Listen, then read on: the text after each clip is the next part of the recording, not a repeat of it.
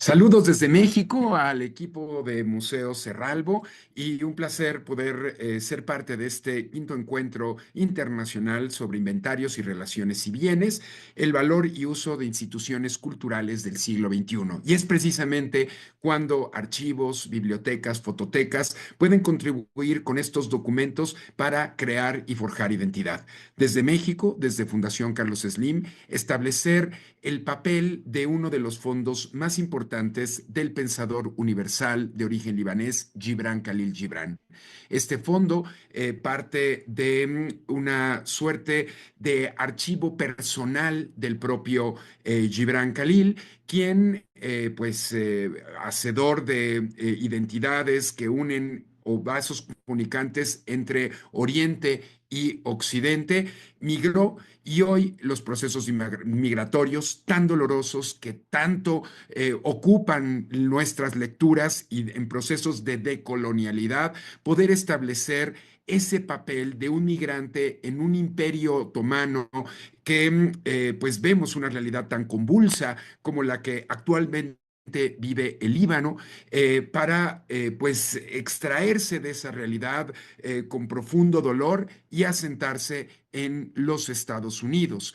El archivo Gibran comprende un poco más de las fechas de vida del propio escritor, de 1883, su nacimiento. Él falleció en 1931, pero bueno, sus fondos, como el mismo documento como que Mariana Gibran, su hermana, hará para llevar su cuerpo y que finalmente pueda regresar al Valle de la Cadicha en ese Líbano de los cedros milenarios. La adquisición de este fondo por parte de México se dio en 2007, un total de 2020 documentos entre manuscritos, mecanuscritos, las galeras, el proceso creativo de Gibran Khalil Gibran, 38 obras literarias, cuadernos, notas que nos llevan a entender ese andamiaje de un escritor para entender cómo refiere al Líbano y cómo esta Liga de la Pluma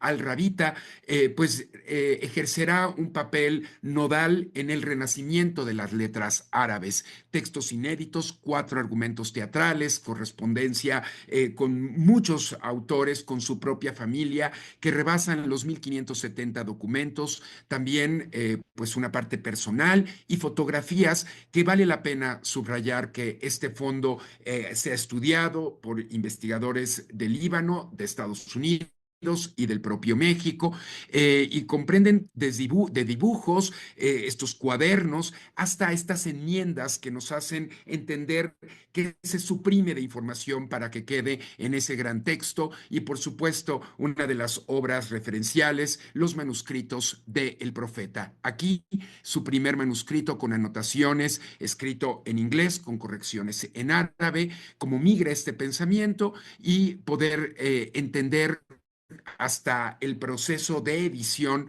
con sus galeras. También importante que la UNESCO le reconoció este fondo en 2022 como memoria del mundo. Desde México, poder hablar de identidad, poder hablar de estas relaciones y subrayar que Gibran fue el hacedor de esta frase, hoy también convulsa en tiempos democráticos occidentales, como las pasadas elecciones en los Estados Unidos, donde pues fue Gibran quien dijo: no te preguntes qué puede hacer tu país por ti, pregúntate qué puedes hacer tú por tu país. Esta vigencia de estas sentencias pues no son de Kennedy, sino son de este escritor que revolucionó en muchos sentidos el mundo oriental en Occidente y desde Occidente el mundo de Oriente. Necesitamos tener otras fronteras que no sean las de la violencia, las de la sangre, y entender que estos archivos forman parte de una memoria del mundo que debe ser rescatada, resignificada por todas, por todos y hoy también por todes. Muchas gracias y hasta la próxima.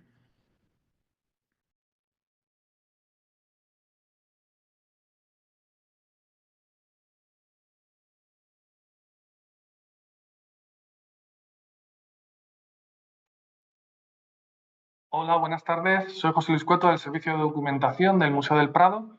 Me gustaría agradecer a la organización del quinto Encuentro Internacional Museo Cerralbo por permitirme hoy compartir con todos ustedes los resultados de mi investigación sobre el pintor Diego Polo, que forma parte de mi tesis doctoral y, en este caso, un estudio centrado en la presencia de obras suyas en inventarios y relaciones de bienes del siglo XIX. El pintor Diego Polo hoy en día es poco conocido, pero tuvo un papel destacado en la escuela madrileña del siglo XVII, caracterizado por la emulación del arte del último Tiziano, su técnica sobre todo, que pudo estudiar en una estancia en el monasterio del Escorial. La reconstrucción de su figura, de su corpus de obras inicial, la realiza Alfonso Emilio Pérez Sánchez en la segunda mitad del siglo XX a partir de la venta de los bienes del infante Sebastián que realizaron sus herederos en 1876 en Pau. Fundamentalmente, hemos de destacar la recogida del Maná de Diego Polo, que hoy está en el Museo del Prado, el martirio de San Esteban, actualmente en el Museo de Lille, y el San Jerónimo Penitente, que también forma parte de los fondos del Museo del Prado. Para profundizar en estas cuestiones, hemos investigado en el Archivo General de Palacio, con el Fondo Infante Don Gabriel, la sección de archivos personales del Archivo del Museo del Prado, y hemos cotejado los datos con el inventario del Museo de la Trinidad y con el catálogo de Cruzada Villamil. Y he de agradecer a Pedro Martínez Plaza porque conoce bien este tema y ha querido compartir conmigo pues, sus conocimientos y orientarme en esta investigación. Como resultado, pues hemos profundizado en la fortuna crítica y en la historia atributiva de estos cuadros, que, a diferencia de lo que se pensaba, no arrastraban el reconocimiento, el recuerdo de la autoría de Diego Polo, sino que fueron confundidos con Francisco de Herrera el Mozo y después Francisco de Herrera el Joven, hasta la correcta asignación en el seno de la colección del infante a Diego Polo el Menor. Y también hemos identificado propietarios anteriores a llegar estos cuadros a manos del infante y alguna obra que le perteneció con asignación a Diego Polo y que se consideraba perdida. Más importante, pues el pintor José de Madrazo fue propietario anterior al infante Sebastián del cuadro del martirio de San Esteban, hoy en Lille, que lo compra junto con un lote más amplio el 12 de diciembre de 1820, entonces con atribución a Herrera el Joven. Como tal, aparece registrado en su catálogo, redactado en papel timbrado de 1820-1821, y tenemos documentado el momento de la transacción entre José de Madrazo y el infante Sebastián, cuando ya la atribución del cuadro pasa a Herrera el Viejo, en el mismo momento en el que el infante ya es poseedor de la recogida del Maná, que figura precisamente en el catálogo de 1828 como obra de Francisco de Herrera el Viejo. Más desconcertante podría considerarse La serpiente de metal, este cuadro que pertenece a las colecciones del Museo del Prado, está depositado en Málaga desde 1932 y lo tenemos recogido como obra procedente del Museo de la Trinidad. Es en realidad un cuadro que procede de la colección del infante Sebastián, donde está registrado en el inventario de su incautación con una detallada descripción y como obra de Diego Polo el Menor. Con el número 77 se registra en el inventario del Museo de la Trinidad y el infante reclamó varios cuadros que, tras la decisión del retorno de su colección, no le habían sido efectivamente devueltos. Sabemos que otros cuadros llegaron a serle devueltos, pero no fue el caso de la serpiente de metal, que quedó en la Trinidad. Fue recogida en el catálogo provisional de 1865 por Cruzada Villamil y no está el número 77, obviamente, en el listado que conservamos en el Museo del Prado de los cuadros de la Trinidad que le fueron devueltos al infante. Como resultado, como conclusión final, muy brevemente, pues bueno, este proceso de identificación de los cuadros de Diego Polo, que hoy asumimos, la historiografía reconoce como obras paradigmáticas de Diego Polo, no fue un proceso sencillo, sino que fue fruto del cotejo de obras y documentos entre 1820 y 1876, junto con obras que hoy en día son fundamentales para entender el estilo de Polo. Tenemos nuevos desafíos de atribución y autoría. El infante y sus asesores conocían bien el estilo de Polo y asignaron correctamente varios de sus cuadros, junto con esta serpiente de metal que hemos identificado, que se separa bastante de lo que entendemos por Diego Polo actualmente. Y por otra parte, pues habría que destacar la calidad de estos cuadros, que merecieron formar parte de colecciones tan destacadas como la de José de Madrazo y el infante Sebastián. Muchas gracias.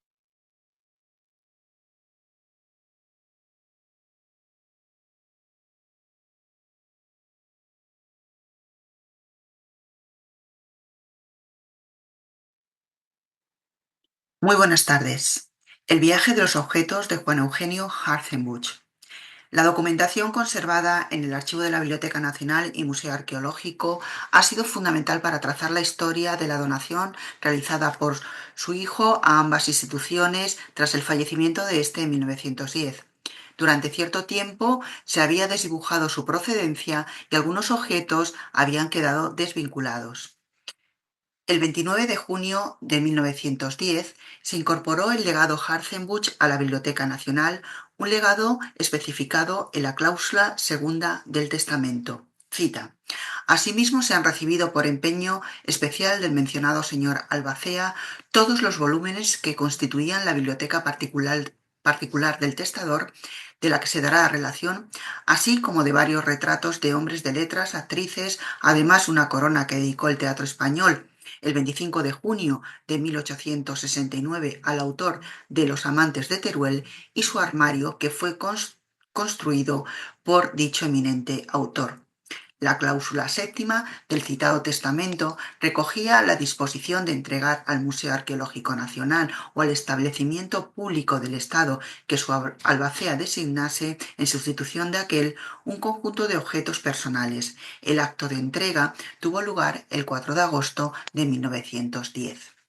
A los 11 meses de recibir el legado, el director del Museo Arqueológico Nacional dirigió una carta al subsecretario del Ministerio de Instrucción Pública. Cita: estimando sobremodo la memoria, pero teniendo en cuenta que los expresados objetos no tienen otro mérito que el recuerdo de haber pertenecido al señor Juan Eugenio Hartzenbusch, que la personalidad de dicho señor es absolutamente literaria, que fue también director de la Biblioteca Nacional, y que los dichos objetos legados no son arqueológicos en el día, de acuerdo con el excelentísimo señor director de la Biblioteca Nacional, este museo juzga propios exclusivamente de dicha biblioteca, y a fin de hacerles entrega de los mismos solicita la autorización debida.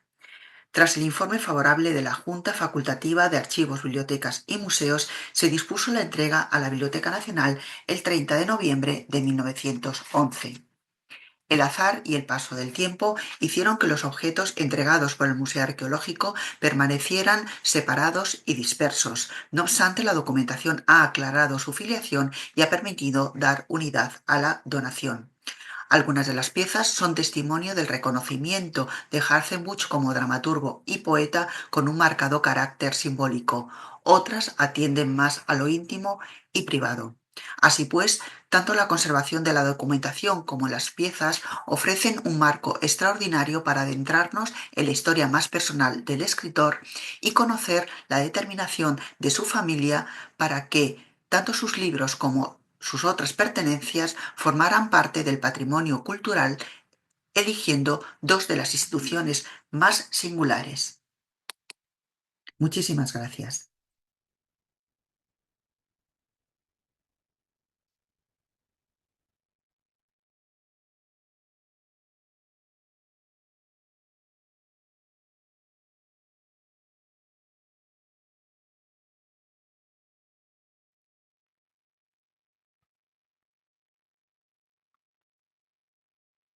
La comunicación que les presento hoy se centra en la importancia de los inventarios de patrimonio histórico, artístico, científico y cultural en las universidades, con un enfoque especial en las instituciones españolas, aunque también incluiré ejemplos internacionales relevantes. El patrimonio universitario no es solo una acumulación de objetos, sino que es el reflejo de siglos de historia académica. Este patrimonio se ha ido formando a lo largo del tiempo y está profundamente vinculado a la función educativa y de investigación de las universidades. Los objetos que custodian, desde valiosas obras de arte hasta instrumentos científicos, han sido herramientas fundamentales para la enseñanza y la investigación. La mayor parte de su patrimonio ha sido generado internamente por sus departamentos y facultades, lo que ha dado lugar a una dispersión natural de las colecciones dentro de estas instituciones. Esta dispersión plantea un reto significativo en la gestión y conocimiento del patrimonio universitario, y dificulta la posibilidad de tener una visión global y estructurada de lo que posee la universidad. A pesar de ello, desde tiempos tempranos se han tomado medidas para organizar y proteger estos bienes. Un ejemplo paradigmático es el de la Universidad de Salamanca, que en 1821 realizó su primer inventario de bienes culturales en el marco de las políticas de desamortización en España. Este inventario tenía como objetivo identificar y salvaguardar sus bienes artísticos y patrimoniales. El inventario de bienes patrimoniales no solo permite conocer con precisión lo que las universidades poseen, sino que es una herramienta esencial para su conservación y difusión. Un inventario detallado facilita la planificación de estrategias de restauración, seguridad y preservación, y evita que las piezas se pierdan por falta de conocimiento, deterioro o robo. Además, los inventarios permiten dar visibilidad a colecciones que de otra forma pasarían desapercibidas. Un ejemplo notable de cómo un inventario puede transformar la percepción de una colección es el caso de la Universidad del Rosario, en Bogotá. En 2017, tras realizar un proceso de inventariado y catalogación de sus colecciones, la universidad inauguró su propio museo. Este trabajo permitió descubrir y poner en valor obras artísticas y científicas que hasta entonces no habían sido plenamente reconocidas, dándoles un nuevo protagonismo dentro de la institución y contribuyendo a la difusión de su historia. En conclusión, aunque se han hecho avances importantes en la protección y catalogación del patrimonio universitario en los últimos años, aún persisten grandes desafíos y en las universidades quedan muchas colecciones sin inventariar. Las colecciones de las universidades no siempre han recibido la atención museológica o patrimonial que merecen, pero gracias a los esfuerzos de técnicos especializados, profesores y al uso de modelos de normalización documental, se está logrando un mayor control y valoración de estos bienes. El inventario no es simplemente un recurso administrativo, es una herramienta vital para proteger y preservar la historia, identidad y legado cultural de las universidades.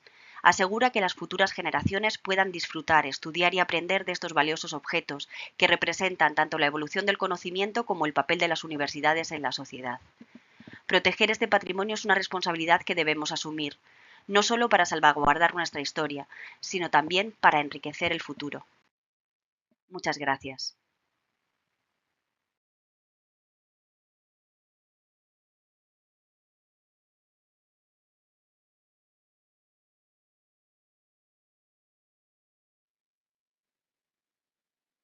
El Museo Nacional de Arte Romano y su documentación, problemas y soluciones. El Museo Nacional de Arte Romano es una de las instituciones museográficas más antiguas del territorio nacional. Ya en 1838, por la Real Orden del 26 de marzo, se creó el Museo de Antigüedades.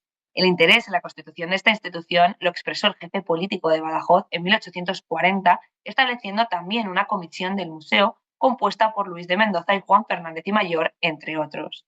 La sede del museo fue la antigua iglesia de Santa Clara, desamortizada. Sin embargo, no tuvo efecto, puesto que el museo no se instaló inmediatamente y acabó siendo utilizado para otros usos, como academia de dibujo, escuelas de primaria o un teatro, entre otros. En septiembre de 1842 se erigió una nueva institución muy vinculada al museo, la Diputación Arqueológica, impulsada por Cayetano Cardero y presidida por Luis de Mendoza, con el objetivo de dirigir excavaciones y recuperar artefactos que nutrirían el museo. No obstante, no tuvo fondos económicos para estas labores.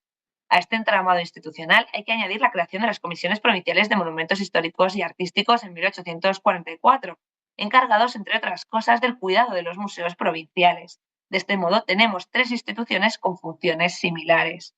Además, en Mérida se creó una subcomisión de monumentos que se encargó finalmente del Museo Arqueológico de Mérida. Precisamente fue Pedro María Plano, presidente de esta, el autor del primer discurso museográfico del Museo de Mérida.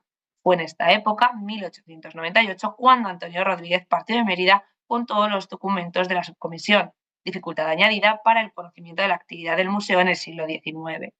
Al iniciarse la nueva centuria, dos figuras fueron clave, José Ramón Melida y Maximiliano Macías.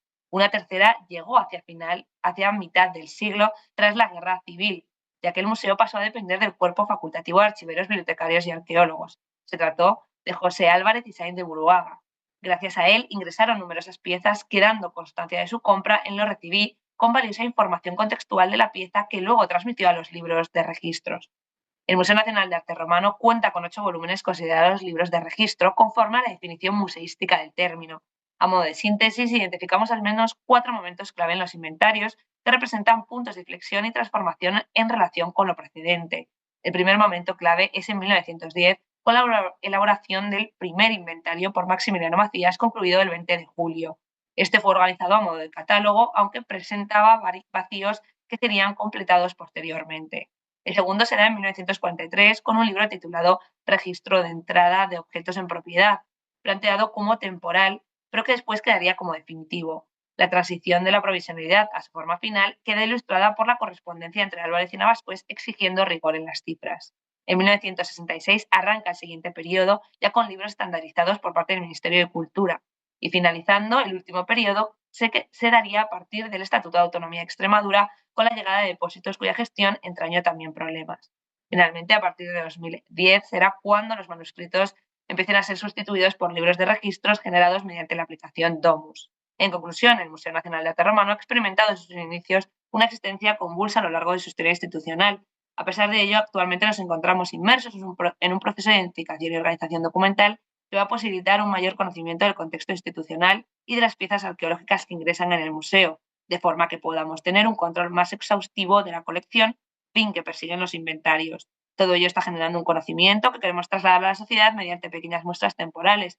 En la actualidad nos encontramos en proceso de conceptualización y desarrollo de una exposición titulada El Museo Nacional de Arte Romano, pasado, presente y futuro, que tiene como fin mostrar al público la historia del museo y su evolución.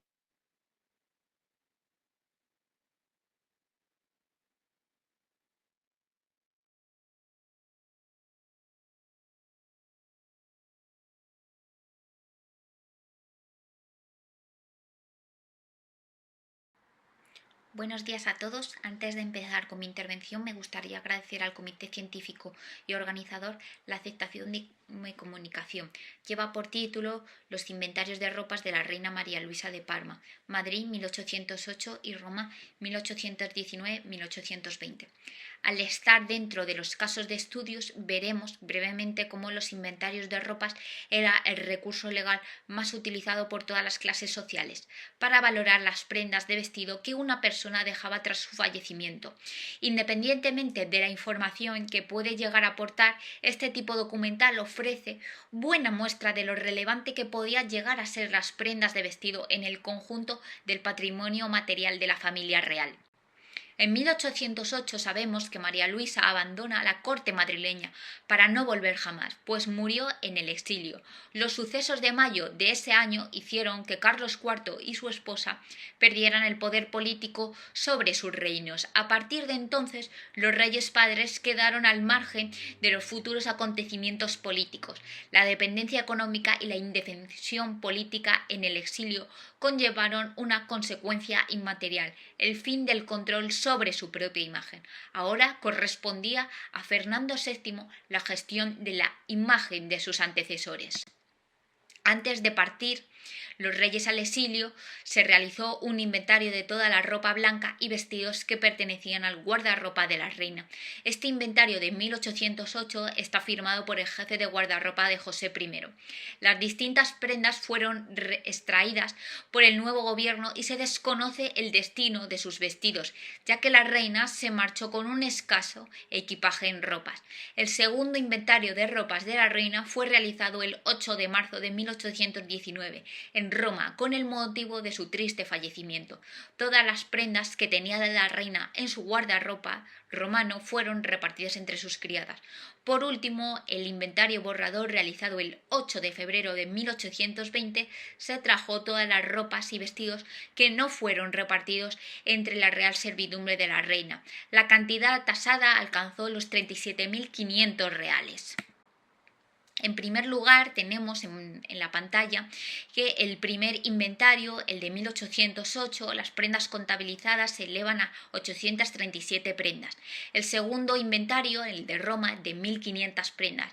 Y por último, el inventario borrador de 1820, tenemos que alcanzó las 502 prendas.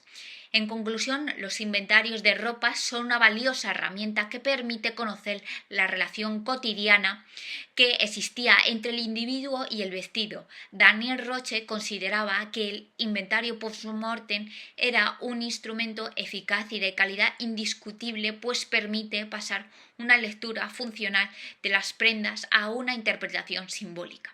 Muchas gracias por su atención y hasta aquí el resumen de mi intervención.